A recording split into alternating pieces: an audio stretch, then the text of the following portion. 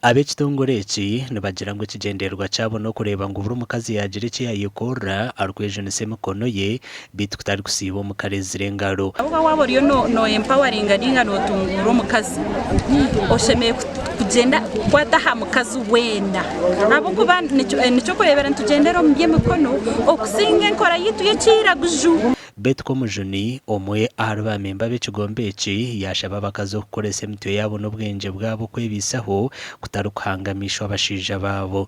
Gokwanga emihondano y'omu maka tuborekye ngu emirimo tuyokuza kurondera aha trading center, emirimo tuyokurondera omu za tawuni, kureka nahori nogira omurimo noshanga ngu oriyo noriisa ori omu tawuni.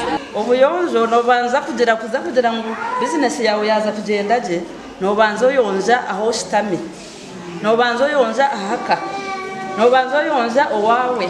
Hona abakazi aba beteranire omu kubugana okwo begyekyerire emihondano omu maka obworo butekire mushekye. Ekintu eki nareebamu twayega abakazi bonka ati twaba twine abasiiza biitu twantubasa kuruga aha obundi buri omwe amanya ahu arikuteera mutaahi we y'ahansi.